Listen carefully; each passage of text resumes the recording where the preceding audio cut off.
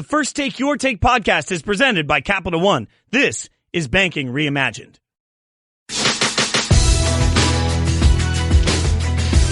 Your take on ESPN Radio, the ESPN app, Sirius XM Channel 80, and ESPN News. I'm Jason Fitz. Let's get you started with the headlines that you need to know.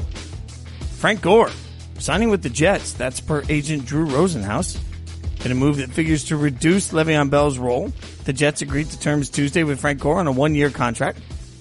Rosenhaus told that to ESPN's Adam Schefter. Gore turns 37 on May 14th, third leading running back in NFL history. He'll be reunited with coach Adam Gase, who coached Gore with the Miami Dolphins back in 2018. They were also together with the 2008 San Francisco 49ers when Gase was a low-level assistant. So a little bit of a reunion and a little bit of a workload help there coming in the form of Frank Gore headed to the Jets.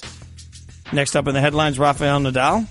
So believe it that they should just scrap the 20 season and start preparing for 2021. If given the option, Nadal said he would scrap this season entirely so that things could resume normally in 2021. The second-ranked Spaniard, who's 33 years old and has won 19 Grand Slam titles, said he'd hoped to resume playing this year, but doubted it could happen because of the coronavirus pandemic. His quote, "I would sign up right now to just being ready for 2021. I'm more concerned with the Australian Open than with what happens later this year. I think 2020 has been practically lost. I'm hopeful of being able to start next year." And speaking of delays due to the pandemic, Amanda Nunes and Felicia Spencer will fight in their UFC title fight now, June 6th. The UFC women's featherweight title has been moved. It was originally slated for Saturday. It's now signed for the promotion's next pay-per-view event next month. That would be June 6th. You can check out an article about it on ESPN.com from the great Ariel Helwani, getting you all caught up there. First Take Your Take on ESPN Radio, ESPN News, presented by Progressive Insurance. I'm Jason Fitz. Happy Cinco de Mayo. I know we're all in quarantine, and so we can't celebrate the normal way, but hopefully at some time today, you'll at least be able to raise a glass and have a laugh, even if it's remote or on some sort of a web call with some friends, and celebrate Cinco de Mayo. We're asking you our question of the day based a little bit on what we saw over the course of the weekend from The Last Dance. Whose legacy was affected the most because of Michael Jordan? Now, we saw, if you've watched The Last Dance in its entirety so far, you've seen some segments talking about, for example, even Scottie Pippen, teammates. You've seen segments talking about the rivalries. We heard from Charles Barkley, who, remember, made it to the NBA Finals but never got the coveted ring, and even said in The Last Dance, there's no shame in losing to Michael Jordan. So you can look across the board. Those great Knicks teams. There are a ton of different options on this one. 888 say ESPN, 888-729-3776. I want you to tell me whose legacy was affected the most because of Michael Jordan, not just who, but also why. You can get in on that conversation. 888 say ESPN, 888-729-3776. You can also tweet me at Jason Fitz. Let's start, as always, with some Straight Talk. Straight Talk Wireless has the full court cell phone coverage you need. Get the unlimited plan with 25 gigs of high-speed data. Then 2G, it's only $45 a month. Saves you up to half the cost of big carriers. Everything for less. Savings may vary. See terms and conditions at straighttalk.com. And the Straight Talk comes in the form of expectations around Odell Beckham Jr. Odell Beckham Jr. has said that he's, quote, ready to have the best season of his career. Now, the question is, with everything that's going on, with the change at head coach, with new head coach Kevin Stefanski coming over from the Vikings, no more Freddie Kitchens, is it reasonable to think that Odell could have the best season of his career? Dominique Foxworth joined Max and Stephen A. to debate OBJ's effectiveness this coming season. Freddie Kitchens is gone for a reason. If Freddie Kitchens was devoid of talent as a first-year coach with the Cleveland Browns, then we wouldn't be talking about Kevin Stefanski as the new head coach for the Cleveland Browns. We wouldn't have a new GM there as well, and Andrew Berry, who, by the way, I'm wishing all the luck in the world to. The reality of the situation is that we look at their roster, and on paper, there was no excuse to have the season that they had. You can look at certain levels of talent in terms of the wide-out position. We just had Jarvis Landry on the show last week. We know what Odell Beckham Jr. brings to the table because he's a superstar talent.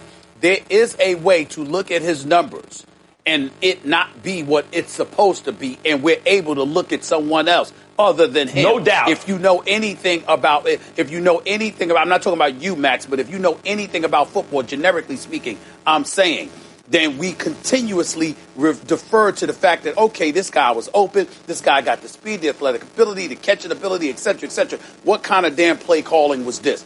Why is this guy so inaccurate? Why does he hold on to the ball too much? Why does he let go of it early? Why does he tap dance in the pocket? Why are you giving the ball to the running back instead of having them throw more? There's a multitude of things that could get in the way of a receiver's productivity with us still looking in our mind's eye and seeing greatness, but knowing that he didn't have any help.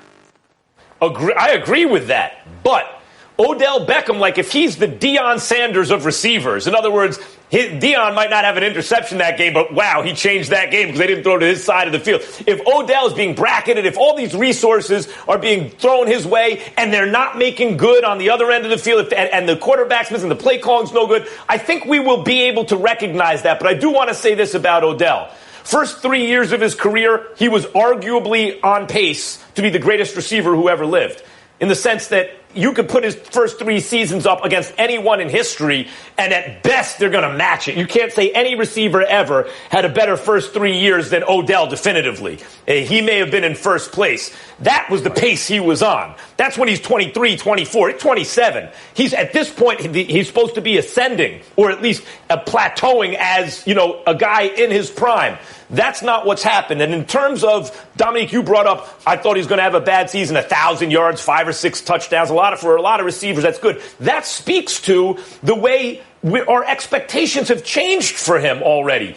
I mean, Randy Moss, a lot of attention was paid to Randy Moss. There were times where he wasn't on great teams, etc. But Randy Moss, you couldn't stop him from putting up numbers. And that's the kind of talent Odell is. And that's what I think we can reasonably expect. For him to say the best season of his career, I got to see it.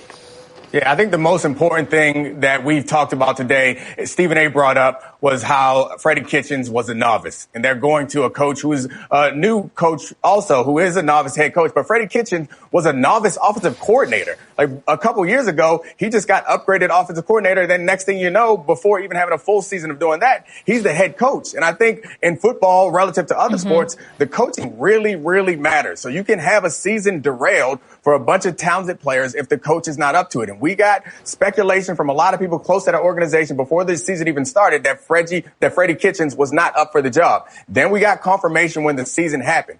I'm not hearing the same things about Stefanski. People believe Stefanski is a smart guy who has been prepared and been groomed to be a head coach and is ready. So if Stefanski can step up, I think that's what matters for this team. And I think that is also how we're going to determine if Odell Beckham had the best season of his career or not. Because even if he's getting doubled and he puts up not impressive numbers, if the other guys are able to contribute, if the offense is complementary in that way, which is on Stefanski, and they are able to win a lot of games, we can watch the film and see that Odell is commanding a lot of attention. I will be willing to say that Odell had the best season ever. If that team can win that really tough division, I would give a lot of credit to Odell Beckham, even if his numbers aren't big.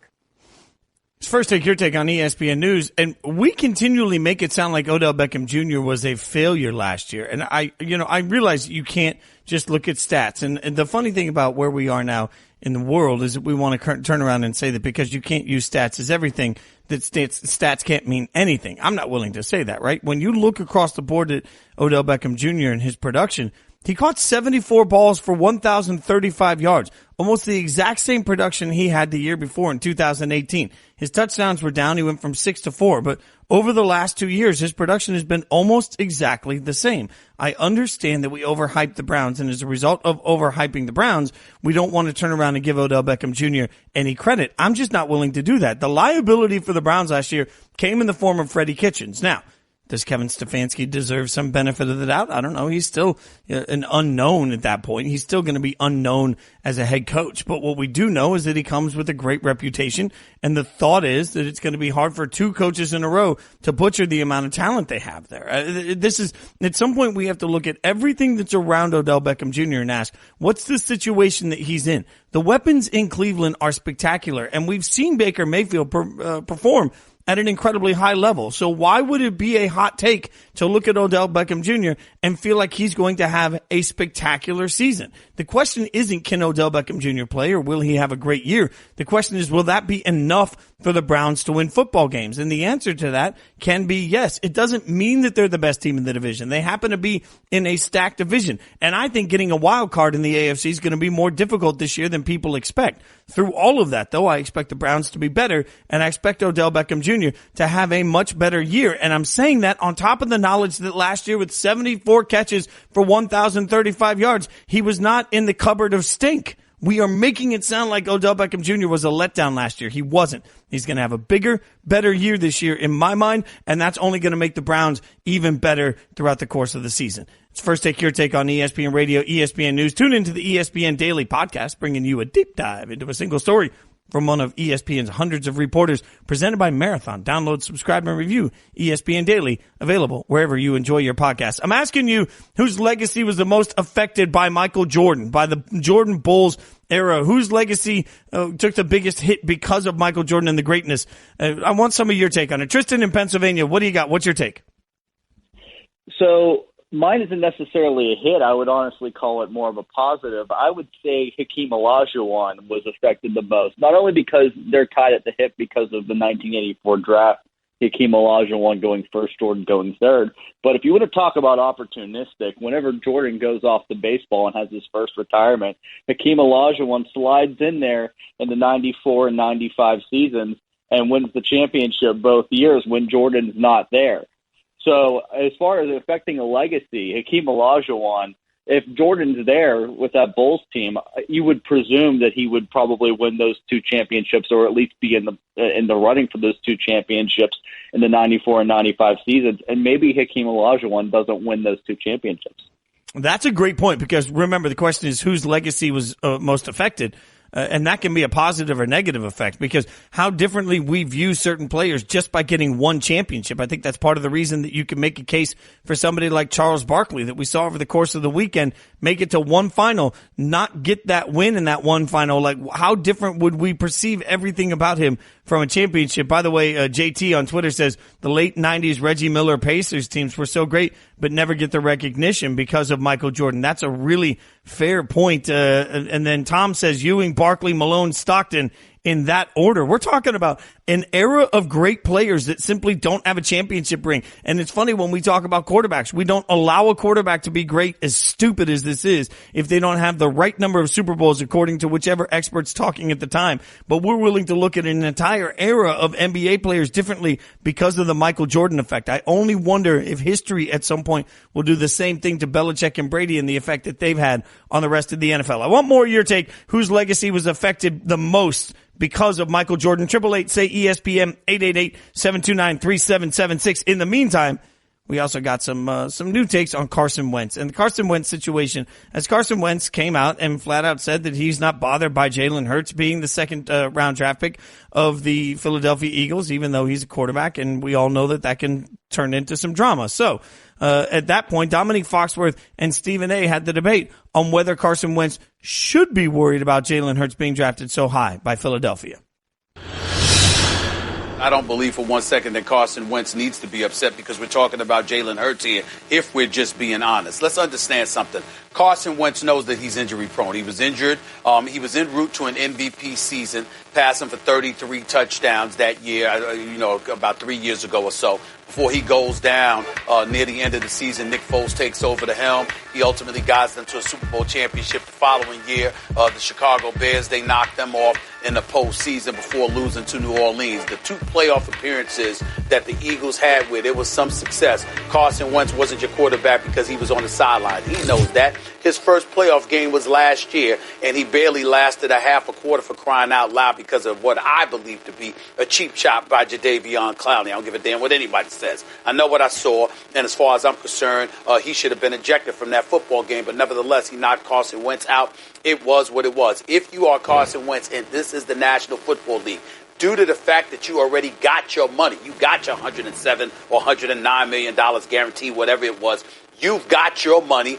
You're clearly the franchise quarterback. If you didn't have your money, then I would side with you, Max, and I would believe he's lying about being upset. But because, unlike Dak Prescott, he's already got his money and he's clearly the face of the franchise, I'm going to believe him. Not to mention this last point. Jalen Hurts, Max, numbers. Jalen Hurts is a winner. He's a stud. He's an incredible athlete. By the way, he completed 69% of his passes at Oklahoma last year, 72 the year before at Oklahoma. But despite the numbers, we all saw this brother in that national championship game in the first half when he was down 13-0 and he only threw for 21 yards on 3 of 8 passing. We know that when it comes to accuracy throwing the football, we look at him and our eye test shows us there's levels to this. Carson Wentz, when healthy, has absolutely nothing to worry about in terms of Jalen Hurts being able to throw the football better than him. Jalen Hurts is a football player. He belongs in the NFL. I'm happy for him. But Carson Wentz has nothing to worry about other than Carson Wentz's health. When it comes to the quarterback position, that's another reason I believe him.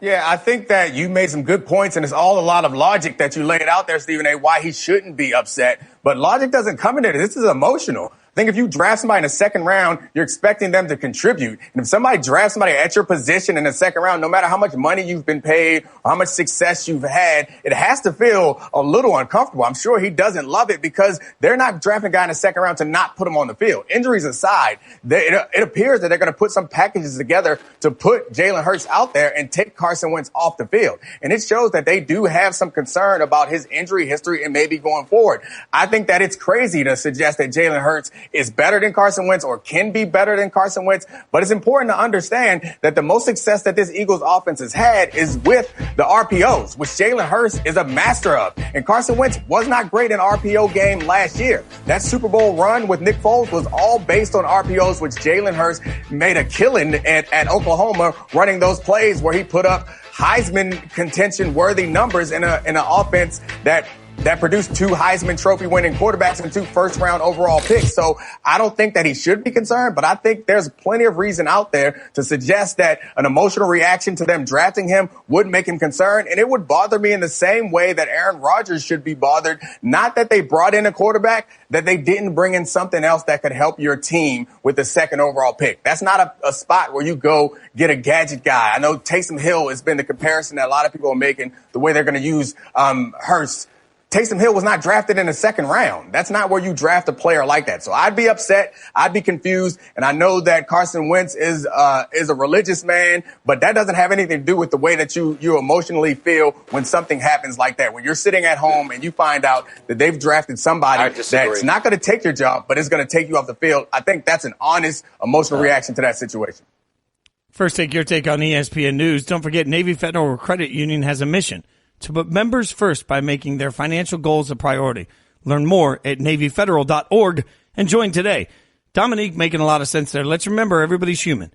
So I think it's fair to say, while you may not be worried, you're still going to react to it. And no matter what your job is today, if you make widgets, if you make spreadsheets, if somebody comes in and you find out that your boss had the opportunity to hire anybody to join your team, whether you work in a manufacturing plant or in a financial team, your boss could have hired anybody to help you with your job. And instead, your boss hired somebody that does your exact same job that's cheaper and younger. All right, how are you going to react to that? Now, that's a fair part of one portion of this conversation. But the other side of it is knowing your worth. And Carson Wentz has a contract that's already shown him his worth and has already shown him how much the Eagles believe in his worth. Because unlike the Cowboys situation, it didn't get messy, it didn't get sticky, it didn't get ugly, it got done. So if you're Carson Wentz, the Eagles as an organization have already shown you how much they believe in you. Above and beyond that, you know how much the rest of the league believes in you right now also. If Carson Wentz looks around in this situation and thinks, man, the Eagles don't love me anymore, so I don't love them. If that were to happen to Carson Wentz, understand his value around the rest of the league is still astronomical. All right, so at some point, he can look at it. He can be hurt to a certain level because I think that's a human reaction when somebody's drafted in this situation. It can be shocking. It can rub you the wrong way. It can do all of those things. You can feel all of those emotions, but still be secure knowing that the team already showed you your value when they paid you. And then on top of that, you know that you could go to 31 other teams and many of them would drop their starter in a heartbeat to have you. Carson Wentz has nothing to worry about because he understands he has the most important thing in sports, value. First, take your take on ESPN Radio, ESPN News. We're asking you whose legacy was affected the most because of Michael Jordan and the Bulls era. Joseph in Florida, what do you got? Whose legacy was the most affected? Hey, buddy. I would say personally, from having actually watched the games live in the 90s, watching the series against Utah Jazz back-to-back years in the final two championship cycles for the Bulls.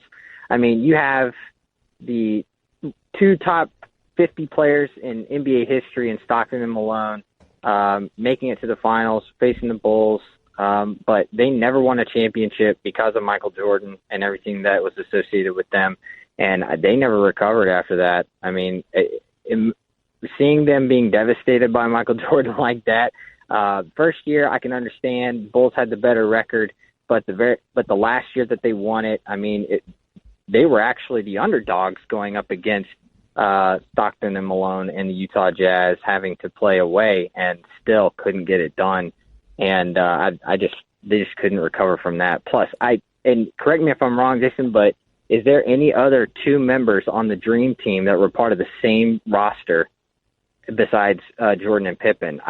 All I could remember was Stockton Malone. I can't remember of anybody else, but that would be my pick. So. No, I think you're right about that, and I'll have to go back and look at the Dream Team. Maybe I'm missing something, but I think you're right there also. You know, I will say the Stockton and Malone one is interesting to me, particularly because Stockton and Malone are great players that will at some point, like so many great players, become explained players. And what I mean by that is, like, your grandpa has to tell you about how great Stockton and Malone are, and you're going to have to go back and find out about those players. Those players aren't going to live on forever because, frankly, the championships that Michael Jordan won and the legacy that Bulls team had sort of, it quells everybody else's dynastic ability to remain, which is maybe most important to so many athletes, memorable. I'm not sure that happens. As great as Stockton and Malone are, for me at my age, being almost 43, I remember watching their greatness and being so impressed by it. I'm not sure generations from now they'll be talked about enough, and largely part of that reason will be because they didn't get championships. I want your take.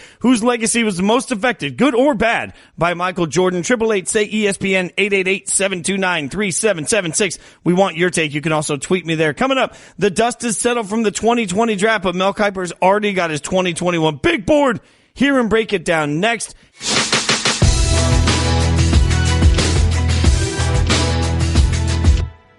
First, take your take on ESPN Radio, the ESPN app, Sirius XM Channel 80. ESPN News.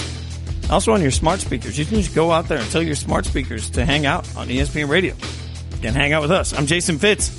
We're asking you whose legacy was most affected by Michael Jordan. It can be good or bad, either one, positive, negative. Whose legacy most affected? 888-SAY-ESPN, 888-729-3776. You can also tweet me at Jason Fitz. A lot of you guys want to get in on this. Don't forget, attention SSI recipients. Listen, this is really important today. If you did not file a tax return last year and you have children under 17, you have to act now to get the $500 economic impact payment per child. If you don't act by May 5th, you have to wait until next year to get those payments. So if you haven't acted now, go do it. Go to irs.gov, enter your information in the non-filer tool by May 5th. That's irs.gov. It's really easy. Get out there, get it taken care of. This message is produced by Social Security at U.S. taxpayer expense. We will get some of your take coming up. 888-SAY-ESPN, whose legacy is most affected by Michael Jordan. But there's a group of players that haven't even had their chance to make their legacy in the NFL yet. There were a conversation today on First Take. Mel Kiper Jr. already taking a look at 2021. I want to say Tua still. And Trevor Lawrence. We've all presumed Trevor Lawrence is the clear-cut number one, but according to Mel Kiper Jr., there's another quarterback right on his heels for the draft next year. I think when you look at where Trevor is right now on the board, he's number one for a reason. He's had really an outstanding start to his career. Now, he didn't finish last season strong. That was the issue.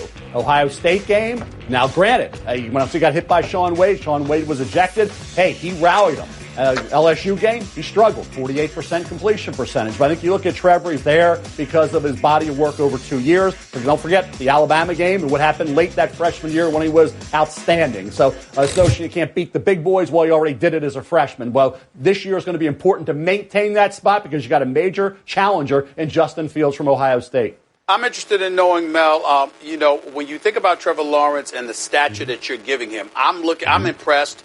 Because his record speaks for itself, and I was impressed with the mobility that he showed, particularly at some points in the national championship game and throughout the regular season as well. He can run with the football, and I give credit where credit is due in that regard. My question to you is he a clear-cut number one guy in all of our minds, because his talent is surreal enough to be that way? Or is it because there's really no one to speak of that we would consider legitimate competition to him as a legitimate quarterback on the next level? Good question, because you think about high school, it was Trevor Lawrence and Justin Fields vying for that top spot. And here we are, fast forward to college and the NFL. Here they are again, vying for the top spot. So I think they've been there for so long, Stephen A. That's who they are. They're great talents. Both are great runners. Trevor Lawrence had more rushing yards than Justin Fields. So the ability to beat you with his legs, obviously what he does as a passer. Sure, he had some struggles late. That game against LSU, he admitted, wasn't his best game.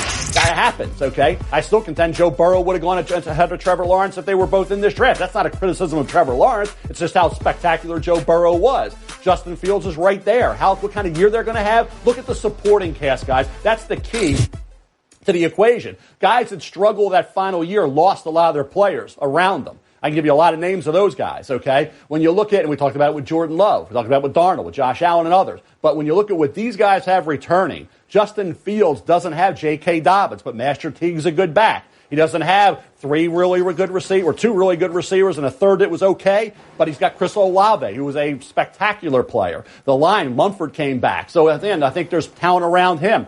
Clemson loses T. Higgins, but Justin Ross is a really good player. Travis Etienne, running back, opted to return, but he does lose 4 starters on the offensive line. So how does it come together for these two? We'll determine, obviously, who the number 1 pick is, but it's not out of the question that Justin Fields could overtake Trevor Lawrence, because I think it's affirmed in Alydar. Always bring up that the great battles they had in for the Triple Crown, those 2 great horses. And, affirmed always nudged out Alydar. Well, how will it happen with these two once we get to the finish line in late April of 2021? Right now, it's too close to call.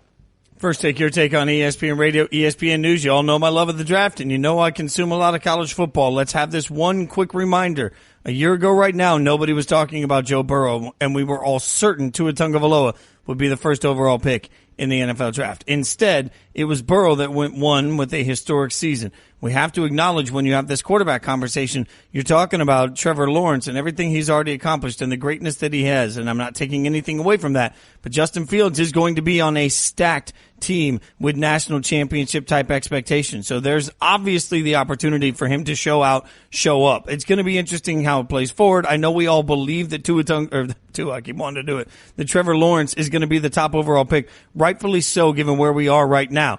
But we have to acknowledge at least the chance that somebody else will go rocketing up the board, because it happens every year. First Take, your take on ESPN Radio, ESPN News. Whose legacy was most affected because of the Michael Jordan era? A bunch of you guys want to chime in, so let's make it happen. Artie in Florida, what's your take? Whose legacy was affected the most by MJ? Hey, thanks for taking my call. Well, I think Pippen was the most affected on his own team, because he was overshadowed by Michael. I mean, I agree with the last caller as far as another team. It had to be Malone, but here's what amazes me. I've been watching the Last Dance, and I don't remember any of the Bulls, including Michael, offering to give up some money for Scottie Pippen. So, I mean, they were his own teammates, and Michael was making tons of money. He could have said, hey, Scottie, here's $1 million for you. I got your back. So, it is what why, it is. So let me ask you, though, why do that? Because, frankly, the Bulls were rolling in cash. They had it to give up, and there's not a hard salary cap like the NFL. So why would Michael Jordan need to give any money back? I mean, it seems like it was simply pure principle that the Bulls weren't really willing to renegotiate with Scottie Pippen. Exactly. I agree with you. I don't care for Krause. I think he was a louse myself, and they should have paid him, but they didn't pay him. So the guys on the team should have had his back and said, hey, listen, we got you. Now, before I go, I want to tell you, Otis Taylor played with the Kansas City Chiefs. He was catching balls one hand in the 60s when they won the Super Bowl. So look him up on the internet. I'll do it. I'll take the education on it all day long. I love that. I'll look up Otis Taylor later on today. And look, I understand the concept of, nobody came to Pippen's back. I think the one thing we have to acknowledge, though, is that nobody should have felt pressured to do that, because the Bulls had the money to burn. And yes, Michael Jordan getting $33 million that year. It sounds on the one hand simple for Jordan to just say, you know what, I'll write you a personal check. I don't think life is that simple, number one. And number two, I don't know that was necessarily Jordan's spot to do, or anybody's spot to do, when the Bulls had the money and there's not a hard cap that's suddenly preventing them from paying Scottie Pippen more. It wasn't that they couldn't pay Scottie Pippen more. It's that they wouldn't pay Scottie Pippen more. Speaking of Pippen, Cliff from North Carolina, what's your thought on whose legacy was affected the most because of Michael Jordan? So Michael had it right, but for the wrong reasons. Scottie Pippen's legacy was affected the most, but that's because he was boosted by having Michael Jordan on his team. Without Michael Jordan playing as a part of that team, Scottie Pippen is just another Russell Westbrook, talented, athletic player who just cannot close. The 2 seasons that Michael wasn't with them, they won 55 and 47 games and lost in the conference semifinals both years. They didn't have to pay him, or they didn't pay him because they didn't have to. They knew what kind of player that he was. He was a good complementary player, and that's not to diminish who he was, but he was tremendously boosted by having Michael Jordan as a teammate. Was he, in your mind, on teams that lost in the playoffs? Because I hear what you're saying, that they didn't win championships without him. Were the Bulls better teams than those teams that they lost to? Were they better than, let's say, the Knicks at that point? Were they better than the rest of the Eastern Conference? Without Michael? Right. No, they were not. That's to my point. But thanks for your take on it. Like, I'll say this.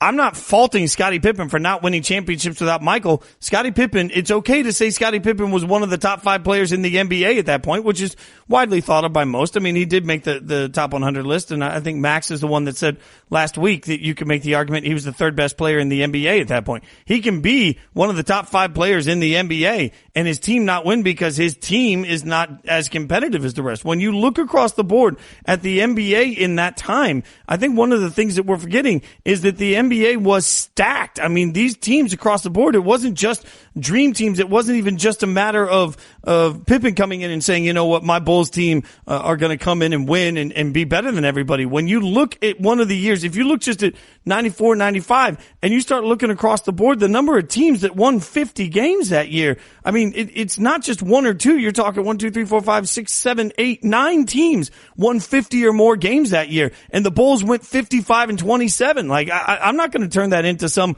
level of failure for for Scottie in that year when you start to look across the board and say, what was he up against? So I disagree with you that Scottie wasn't worth it to me. Tune into The Last Dance, by the way. It's the behind-the-scenes look at the 90s Bulls dynasty. The series continues Sunday, 9 p.m. Eastern on ESPN. Then listen to the wrap-up podcast hosted by Jalen and Jacoby immediately following the broadcast, presented by State Farm and AT&T, available wherever you enjoy your podcast. Let me be clear. Scottie, definitely not Michael. He couldn't just will a team to victory on his own. He wasn't LeBron. But if the status is Michael or LeBron or bust, well, then I would make the argument, Shaq was on some talented teams. He didn't just will his team to victory either. Don't forget the satisfying crunch of Nature Valley Crunchy Bars can keep your family going. And with whole grain oats and real delicious honey, it's really tasty too. Nature Valley Oats and Honey Crunchy Bars.